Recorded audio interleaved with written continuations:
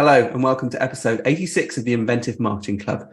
We're here every week to help you build a better marketing strategy. And on this week, we've got a grab bag of customer questions or questions we've collected, and we're going to focus on using images online.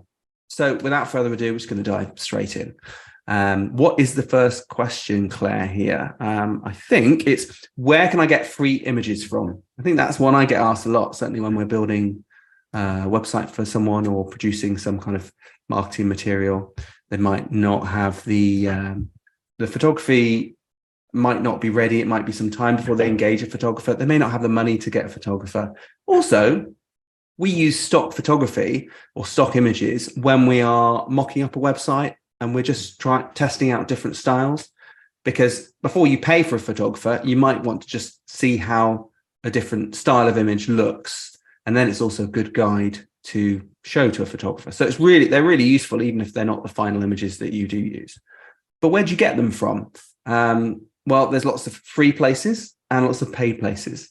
And there's a key concern, which we'll come on to the sort of legalities of it later, but I'll mention it now, is we want to make sure we know where we're getting the image from and that it's licensed, or that we have a license to use it. Because when an image is created, anything is created, copyright is applied to the person who created that, whether it's a drawing or a photograph or a video or even a book. The moment you create it, you get copyright. And as long as you can prove that, you can defend yourself to defend that copyright claim. What you don't want to be doing is just searching for images on Google, which a lot of people might do. Google's got a great Google image search where you can just type in any number of keywords and get all these images coming back. In fact, let's just dive in and start having a look at that. So if I bring my screen share here. So let's go to Google. And what should we look for? Should we look for a cute puppy? Like this box. So look for cute puppy. We'll go directly to Google Images and we can see all the images that come back here. Now, lots of images on here, but we have no idea about whether we can use them. And also we have no idea about whether we can use them commercially. And there is a difference.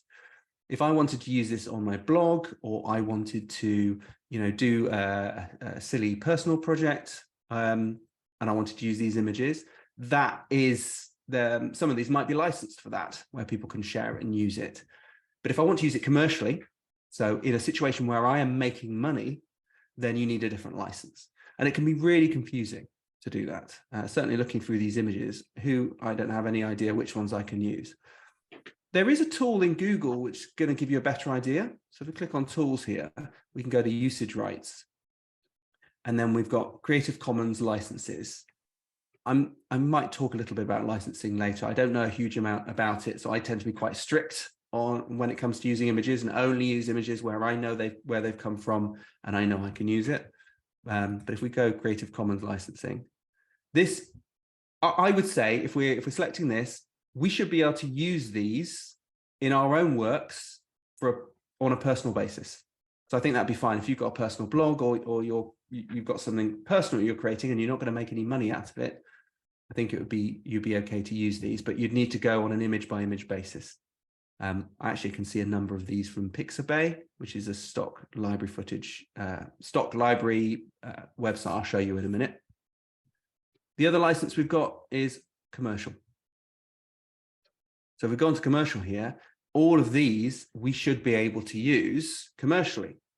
However, I can spot one that we probably shouldn't use, and that's in the top left here. It's from iStock. So that image we can use commercially, but we have to buy it from them. So if I click through on that, let's actually go to iStock. No, I don't want to accept your cookies right now.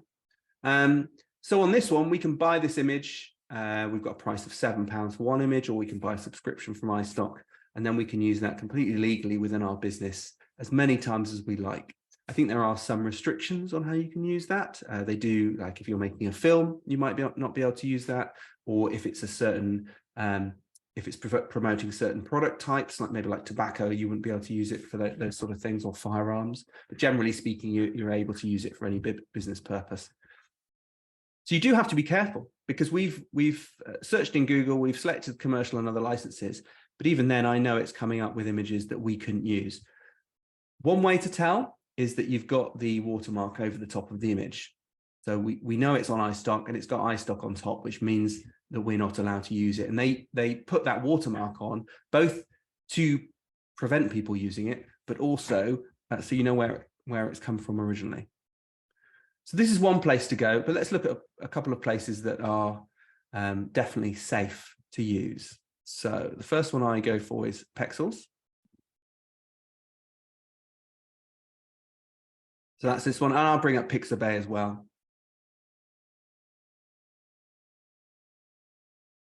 So both of these are free image libraries. There's another one called Unsplash.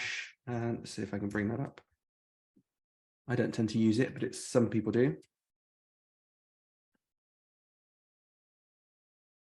So these are all image libraries, which also include moving images. So they include video on here. And they are all safe to use for business. So let's have a look on Pexels first. We'll look for black dog.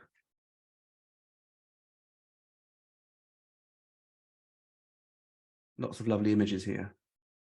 What I like about these free image libraries is they tend to include photos that often are quite professional looking, but they are also some photos that have a sort of amateur feel to them. So I find sometimes if you want a more natural photo that looks like someone would have taken, a non-professional person would have taken it, these are really good places to come. So for example, this image here from Brett, I think it's quite a nice image of a dog, but it looks natural. It looks like a camera phone image.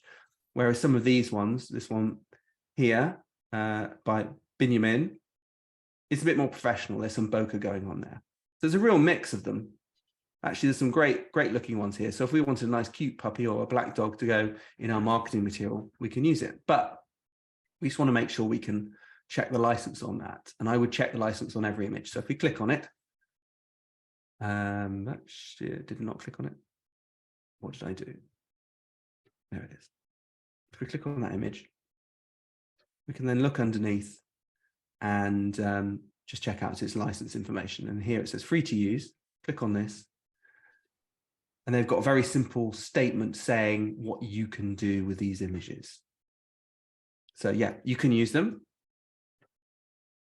Attribution is not required, which means you do not need to give credit to the person who created the work, the photograph, but it's nice to do so. So I think if you've got a blog or an opportunity to put a little credit or a link back to their site or mention them by name, that's a really nice thing to do. And there's some other things here. So we can't use it to portray people in a bad light. Yeah, that makes sense. Or in, oh, this is an interesting one. So you can't use it to imply endorsement of your product. So you know, for that would mean you'd really need a model or I guess they want to just control how these images are going to be used. So they're just putting some restrictions on there. Obviously you can't sell it and make your own stock library photo library as well. So, but basically speaking, you'd be able to use that very simply.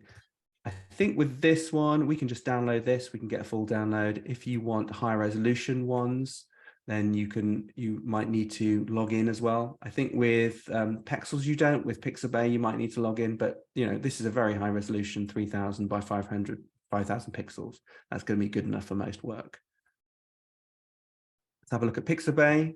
And we'll search for duck. Seems there's a duck coming up on there. So something you've got to be careful on this site, because you can sometimes get caught out by the sponsored images at the top, which often are iStock. And so you can go, oh, this duck is perfect. It's an isolated duck, exactly what I need. You click on it, and then suddenly you're in iStock and you're in the territory of downloading an image which you're not able to use without buying a license. So you've got to be careful. But anything below that advert, effectively, you can use. So let's find a nice duck. Oh, it's a nice collection here. Lovely. So on here, we've got free download, and we can get higher quality images as well. It's even got a little button to edit in Canva. That's new. I haven't seen that before, but you can just basically download the JPEG directly from here. It's got the same license or very similar license. It's a bit more detailed on there. but effectively it's the same thing. You are able to use that in a, with some restrictions, you're able to use it in sort of the normal course of marketing for your business. So there's the 2 free ones. As I also mentioned, there's also Unsplash. That's worth checking out. So a couple of paid ones. One, oh, sorry, before I go on to that, Flickr's a really good place to go. So if I can just bring up this one. This is I used to use Flickr a lot before the Pixabay and Pexels, because Flickr is essentially, photographers use it to sort of collate and share their photos with other people. But you can often find images that you can license or that are licensed for commercial use. So let's try a cat as another search here. So cat photos. Great. Again, we've got to be careful. We've got this little advert at the top where we can be lulled into iStock photos. But if we go to everyone's photos here, we can actually look through that and pick a photo we like. However, because I'm a business, I want to make sure we've got commercially usable ones. So I can go up to this license option just at the top left called Any License. And then I can click whether I want it to be Creative Commons. So these are ones I can use personally. And there are different Creative Commons licenses. Some allow you to basically mash up and remix an image completely. Some just allow you to use it. But I want commercial use allowed. When we do that, it often severely restricts what you want. I mean, there's going to be loads of cats here, but if we wanted a specific office setting or people interacting in a certain way that's going to work for our website, we're going to be a lot more restricted on what we can see here. But for the cat photos, that's coming across well. Let's take this one, little cute cat lying at the side, lovely. And we can actually just go and look at the license here to say you are free to copy and redistribute in any medium and remix, transform, and build upon the material for any purpose, even commercially. That's the important bit we need. What I'd recommend you do with any of these free images, and even the paid ones, is that whenever you download the image, that you keep a reference to the URL where you got it from. So I often keep this full URL here. So I know exactly where I got it from and who created it, because that URL is going to exist for some time. Same with Pexels, Pixabay. I always try and keep that. What I do, we use WordPress a lot. So when I add that image into the WordPress media library, I'll often put the URL as part of the description. I don't do that if clients have supplied me the photos, I don't put it in there. But if I'm sourcing photos, I will put that in there. If nothing else, so you know where to go back and get the original high quality version. So moving on, let's also have a look at Elements by Inventive. Let's bring that up. What I'll do is I'll close a few of these as well. I don't like too many tabs. I get confused. I'm easily confused. So this is a stock library that we subscribe to. It's relatively cheap. I have a feeling it's something like $200 a year, something of that order. So you have to pay a little bit of money, but it's not too bad. But what it gives you is a vast array of photos, videos, music. Not always, it doesn't have as big a library as Shutterstock and iStock, and I'll show you Shutterstock in a minute. They are sort of big premium libraries, but it's pretty good. It's worth for the $200. I can get most of my images I need from here completely for free, and they're fully licensed commercially for the client. So Claire, perhaps I'm going to ask you, what should we search for here? Let's search for some parrots. Parrots. We're going animal theme. Okay, lots of lovely parrots there. Click on this one. I like that. And then what I can do, I won't do it because it might reveal some client information, but if I were to click on that, I then have to, once I've got my subscription, I click on download, and it will then say, who do you want to license this to, or how you're licensing it, what projects it's for. So I tend to have client projects in there, like Rather Inventive Marketing, for example. I license it to that, it downloads the full image for me. But one of the things you can do with these stock libraries is if you just want to test out the images and see how they work, there's no reason why you can't just download the preview. So you just grab the preview here and just download it straight onto your desktop. That's a good way, and I use that a lot when we're making websites, just to quickly get some comps of images and just so I've got something to work with. Because what you don't want to do is work with the large quality images or the paid images without knowing whether you need to have them or not. So it's good to just work with these little comp versions, and that's totally fine to do. You know, I don't think that they would have a problem. I mean, if that was on your website, they might mention it, but because it's got all the Inventive branding over it and it's low quality, I don't think it would be an issue. So Inventive is pretty good. It also does video as well, so I can actually change my search up here, and I can put in I want, stock video of parrots. And then if I hover over each one, you get a short little preview of what's going on there. And was it with this website that you could have like an introductory package before signing up? So you maybe got 10 images. Actually, I don't remember when I signed up. It might be people would have to go and check that. I know with iStock you can. Adobe Photo Library, that's another one you can do that with, and Shutterstock. They all come with these free trials for a month. Do have to be careful though. If you subscribe to a photo library, certainly Shutterstock, they will aggressively rebill you. So if you don't tell them to stop, once you've done that first month, let's say you want to sign up for the first month just to get the 20 images, download the 20 images and then cancel, they won't keep asking you. Once you've signed up, they will keep billing you until you tell them to stop. So the best thing to do is go in, sign up, download the images, and then unsubscribe from it. You can always resubscribe later on, but you're going to get those free trials. And I use that from time to time. Sometimes I'll recommend, if a client's got a small budget, then maybe just get the free trial. They sign up to the free trial, get the images, send me the images, and then we'll incorporate them. They're still fully licensed in that free trial. It's just that you've got to make sure you turn it off. Otherwise, they won't. They'll keep billing you. And I have had that problem with Shutterstock, and I had to get nasty with them. There is iStock Photo, which was one of the first stock library package websites I used. They did have an image of the month, and for a period of time, or image of the week, we would go and download the image of the week, building up this stock library of images of the week. They tended to be never ones you'd really need to use, though. They were nice in their own way, but we never needed to use them. I should just show a more commercial-based use for this. Let's go in. Oh, where's that open? Let's go in and get a photo from here. And we'll put office. No, we'll put people talking in office. To be honest, a lot of the photos we use tend to be like this. So lots of people looking at things and exclaiming or smiling or looking serious. But we can look through and say, yeah, actually, this is the image we want. That'll do. Something I do like about Inventive is if I scroll down, we've got similar photos.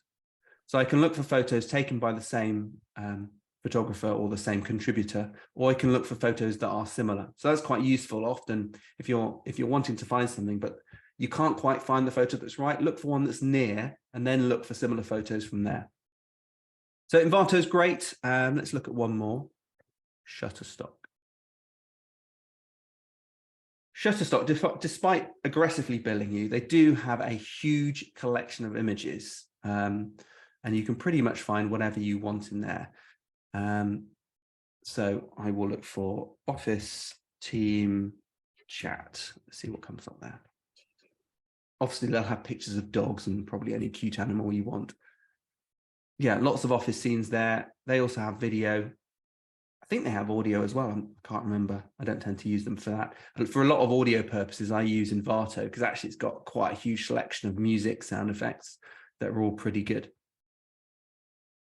So yeah, wide range there. Same sort of process. We can click on an image.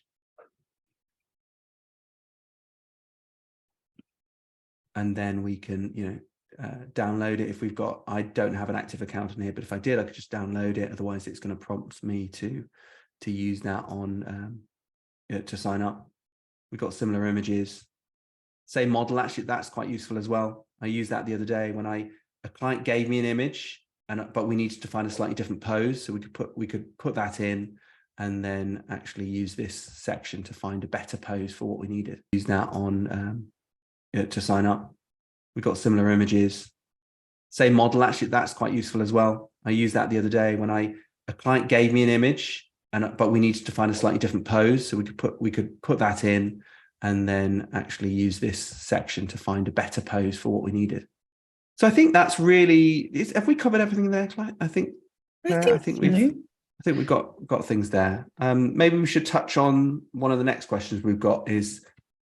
So once you've got an image, how can you check that you're allowed to use it? So obviously when you're in these sites, you can sort of check quite easily, but is there another way to check if you do source something on Google? Yes, or maybe your client's giving you an image, and if you're working with someone else and you just want to check that it is okay to use. I use a service called TinEye to do that. TinEye. Google image search will do it. It's got something called Google reverse image search, where you can give it an image and it will go and search for it online. But I like TinEye, and I like supporting more independent companies. So anyway, I just use this. I like the little robot, to be honest. That's why I come to this site. So what you can do in here is you can do a reverse image search. So you can basically add an image, and then it will look up where that appears online. So I'm going to try and do it with that parrot image I downloaded from Inventive. So if I just drag and drop that from my desktop straight on, give it a moment, and it's going to tell us where it comes from. So we can actually see it's in the Adobe stock, it's in Shutterstock, it's in Envato, lots of places on Envato. Yeah, so we definitely know that's possibly going to be a stock library image. Sometimes, if the image is popular, you might also see the images that are on other websites. So a sort of a following question to this, Claire, is, okay, so now we know if it's possibly stock. What about if we want to try and trick it a little bit, and we want to maybe adapt the image to see if we can get around being caught? So I'm going to do a little exercise to see how that might work. So first of all, let's just go on to Shutterstock. So we'll go to Shutterstock and we'll look for, in fact, we did a test image earlier, but I may as well run through it again. So this is an official Shutterstock image. We've got a group of people talking around there, but perhaps I just wanted the crop of the woman. Perhaps I might be able to get away with that. So what I'll do is I'll just click on try, which means I can download the little comp image. And then what I'm going to do is bring that into my image editor. So let's switch screen share around. So I've brought it into Pixelmator Pro on the Mac, which is the editing tool I use. It's very good. And what I'm going to do is do some image editing in here and see if we can crop it enough so that TinEye can't recognize it. So first of all, let's go into crop mode. And I'm just going to drag it in just to roughly frame this woman here. Get rid of that guy a little bit. I'm going to keep the same ratio, or 4:3 ratio. Yeah, just move things a little bit. I think that will do. Don't fuss, Ben, it's only a demo. Right, so what we've got on here, we've cropped it, but we haven't cropped out the watermark completely. So I'm going to use a fun little tool in here called Repair. What I can do is just drag over the elements I want to remove, and it will remove them. You can actually see there's a slight, I can see there's a slight shade change around there. And I wonder if that's another little item they put into the images to help detect them. Because what Shutterstock will do, if you use an image that you don't have licensed, they will go after you, and they have scanners that scan the web, find images that they believe aren't licensed, and they will send you a legal letter, or their legal team will send you a letter demanding payment of multiple hundreds of pounds. Often it could be £900. It's a lot of money.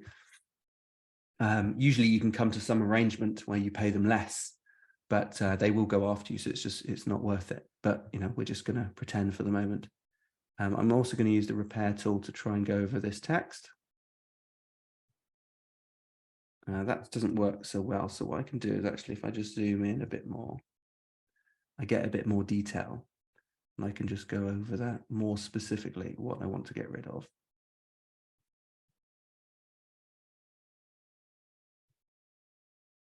You know, it can take a little time to do, but it's worth doing.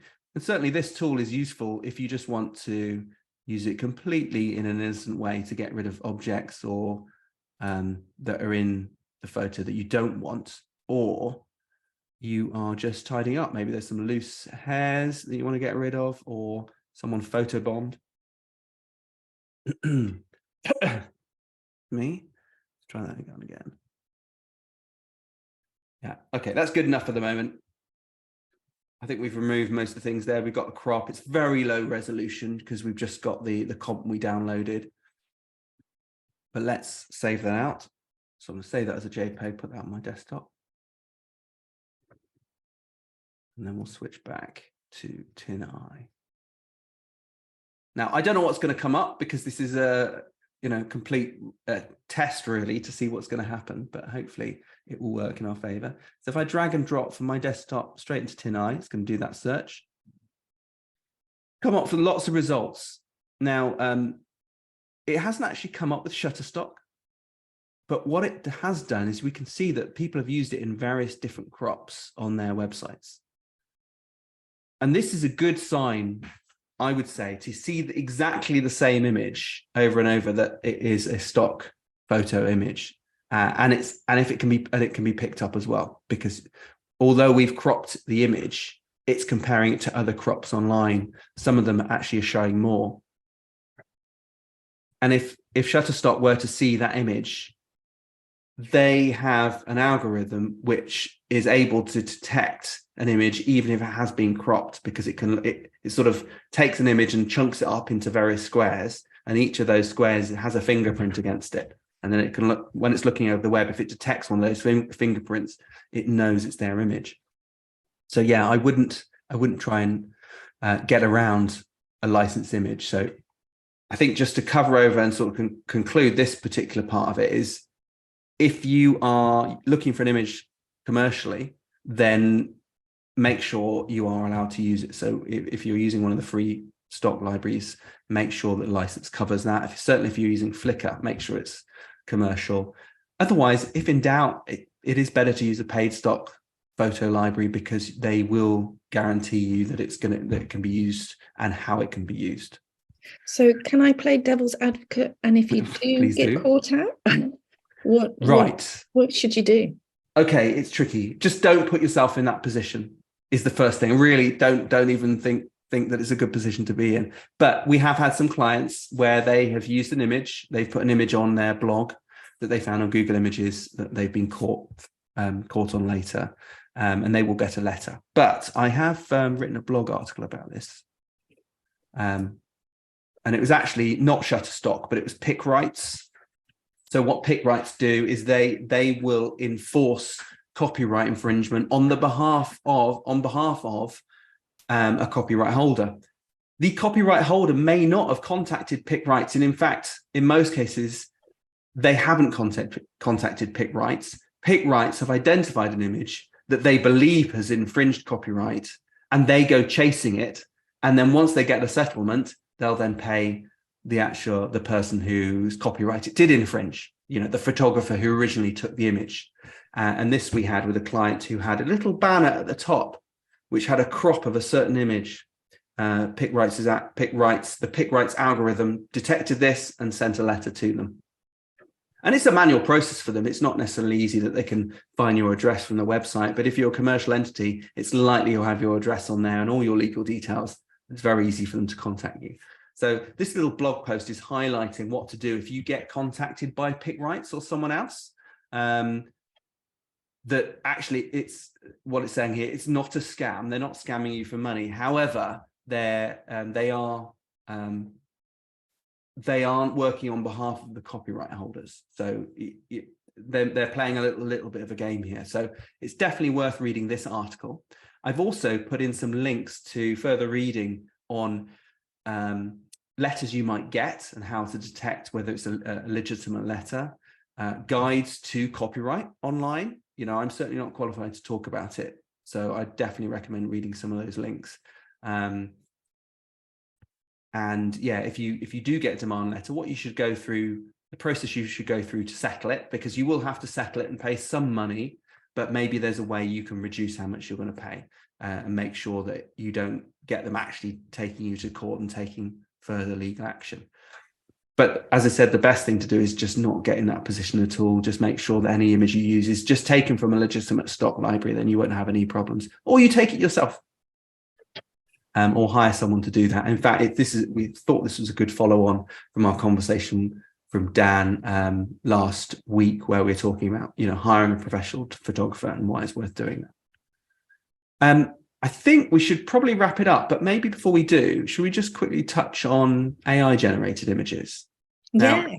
we'll touch on it. There's a bit of a legal grey area in AI generated images, in that they have scoured, a bit like our AI text conversation a couple of weeks back. These algorithms have scoured the web for images or big image libraries, and they've looked at all of those, and then they are able to generate new images based on this huge library they've looked at. There's actually some stock libraries who are challenging this, and they're taking these companies to court. And so it's yet to be determined about how legal these images should be in terms of using them.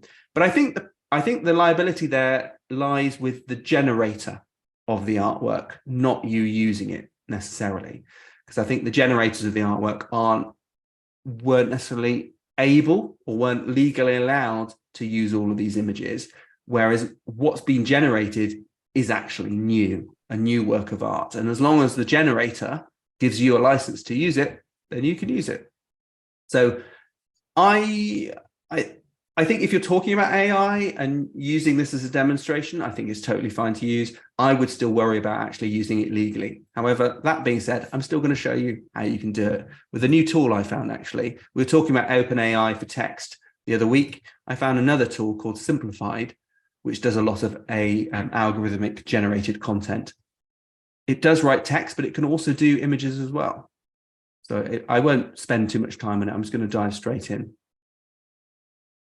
One of the reasons I found it is it's free for sort of a small use purposes, even the image generation. So you can actually dive in, have a play, and if you're using it a lot, it might be worth upgrading. So let's dive into here, and I'm going to generate a design with AI, and we're going to do it from text to image. I'm going to ask Claire to give me something we can type in of an image we want to generate. A builder fitting a kitchen. Okay, let's see what's going to come out there. Let's just change that. So fitting a kitchen. Do we want to add any more detail? Any other features we want to have in there? I mean, we might be taxing it, but let's go all out. Should we include the kitchen sink or something? Yeah, include sink. Right, let's generate. Now, it takes a moment to generate because it actually uses quite a lot of processing power to do this. It's not going out to look at all of these images. It's already done that processing. It's already sort of wrapped all of the images it's looked at into an algorithm. And what it's got to do is now feed those ideas in. It's got to interpret our idea and then feed it through and then generate 4 images in this case. So we've got 4 images here of a builder fitting a kitchen. Let's have a look at them. It hasn't put the visible bum crack on there, which is I'd say that's a miss. So it's quite funny. I mean, at a glance, this, you know, when we're looking at the small version, it looked like a builder hunched over a sink fitting it, but on closer inspection, I don't know what's going on under that sink. It's a lot of detail that's messed up, but it does have the kitchen sink in there. And what's on the countertop? Yeah, some tools. But essentially, this has been made up out of lots of images. So the algorithm has looked at all these images, just like with the, or very similar to the words. It's looked at how images are composed, and then we put these sequence of text strings together. It's then tried to regenerate that, and it's come up with something that, on the face of it, looks fine. Although I wouldn't use it. look at this one. Oh, Now this one's yeah. strange. It looks again, it looked like a builder leaning over, but he's kind of merged into the sink at this point. Something a bit strange happening to his arm. Yeah, he's merged into the sink. It looks quite funky though. Look at this one. It's probably the most normal of it, although all his tools seem to be stuck up under the sink. What's great though is none of them have faces. It's quite interesting. None of them have faces in here. And what about this one? Actually, that's not bad, is it? I mean, his feet are a bit messed up. It looks a bit like it's hand drawn. So can we generate variations of that one? Yeah, so if we like that one, let's generate variations. Yeah. You can see I'm using up credits here. So you do get some amount of credits for free to use. Yeah, what we can do is instead of photographic style, we could put, in fact, let's use an example from cartoon, might be quite good. So cartoon style. And that might be better. So this could be really useful for blog posts where you want something that is maybe abstract, that doesn't need to be accurate. It could work quite well. I mean, this still doesn't remove the need for a professional photographer, or if it's an illustration, a professional illustrator, because they are, what you're going to get out of this is something that is okay, potentially, but it's not something you can necessarily use. And it's going to need some work to fix that. So we've got some other ones here. I mean, on the face of it, they don't look too cartoony, but we'll have a look at that. Yeah, they look very similar to the others. They're slightly better, actually. It's like it's sort of refined. Maybe, yeah. That's interesting, isn't it? Look, that looks very similar to the other one we looked at. Was it the first one? But I think with generating people, it's always going to struggle unless it is a cartoon or very abstract. Because we did a test earlier in a coffee shop, and that was a bit more successful. Yeah, I don't know if we can just quickly find that one that came up. Ah, there it was. So if we just go back to my creations, this one, person drinking coffee in a busy coffee shop, that's not bad. I mean, it hasn't really, there's a bit of blurring around their hand there, but it's not bad. You'd get away with that. Yeah, it's mixed results. I think I think it works better. Like there's an example I did here when you're going for something completely abstract. So this was a cyberpunk dinosaur in a cityscape destroying buildings, raining with hard light coming from behind the dinosaur. I wanted it to be quite dramatic. And one of the first ones that came up with it was this, which is exactly what I was picturing. Yeah. It's not necessarily realistic, but it's something that might work for you. Whether this is going to be useful for you commercially, I don't know, but it can be quite fun, certainly for even just generating ideas. And then maybe you can give this to someone else and say, can you make me something like this? This is roughly what I want. And I think that's, at the moment, a really good use case for it. Claire, I think we should end it there. I think we've done quite a lot. I'm going to stop screen sharing. Hopefully that people will find that useful. I think what we'll do, we actually have a proper workshop running through image editing and image processing for websites. So I think we should run that again at some point in the summer as a follow-on for this. But for now, Claire, would you just let us know what's coming up next week? Yes, so next week we're joined by Heidi Chamberlain-Jones from Minx Media to talk about the power of persuasive words and how they can be used as a tipping point to help generate more sales. Yeah, I'm excited for that one, actually. I've even in preparation been looking through a book I've got, Persuasive Copywriting. So thank you for watching. We're here every Friday from 10 a.m. If you want to ask a question or you want to be a guest, email support@ratherinventive.com. Remember, all of our episodes are available on ratherinventive.com/club. Thank you very much for watching, and we'll see you all next week. Bye-bye.